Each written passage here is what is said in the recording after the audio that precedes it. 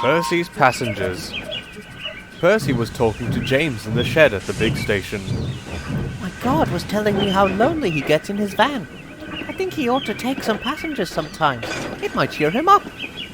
He's not allowed to do that, said James virtuously. It's against the regulations. Guards are important, and passengers might distract them so that they couldn't look after the train properly. Oh dear, said Percy. Yes, I suppose they might. They do it on the Midland, put in Gordon. Someone told me about it when I went to Carlisle with that special, but they don't do it on the other railway. It's on some preserved line where they haven't got any coaches. You see, James, said Percy triumphantly. Oh, well, if they haven't any coaches, that's different, James huffed. I'm sure the Fat Controller wouldn't approve, though. Pooh, replied Percy cheekily. Little you know. He puffed away to collect some trucks from the harbour.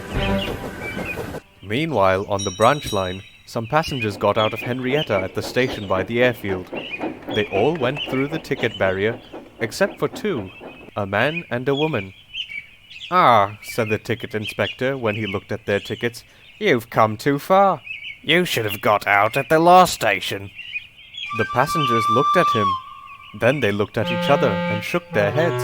"The last station," the ticket inspector repeated, slowly. "You must go back there." There was a pause.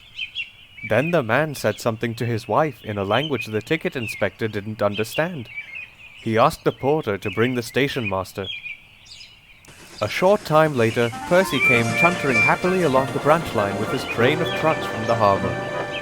He saw the signal at the station by the airfield was set at danger, and the station master waiting for him on the platform. Oh dear, there must have been an accident, he thought as he stopped. I hope no one's hurt. The station master came over with the two passengers. "I'm giving the guard these two passengers to travel in his van," he told Percy. "They're foreigners who came too far on Toby's train by mistake. Will you stop at the station by the river and let them off, please?" Percy was confused. Passengers? He asked when the guard had taken them away. But this is a goods train. "That's right, Percy," said the station master. "They're going to travel with the guard in his van." But James says it's against it's not allowed, sir. The station master laughed.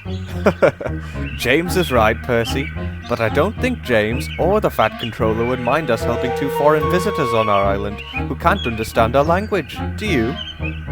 That made it all right, of course.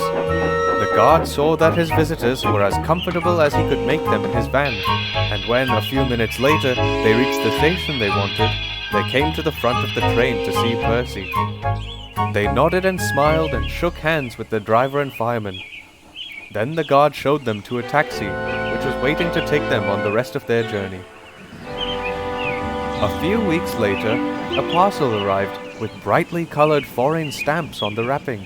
Inside were warm new scarves and gloves for Percy's driver, fireman, and guard, and a letter addressed to the Fat Controller, saying how splendid his railway was.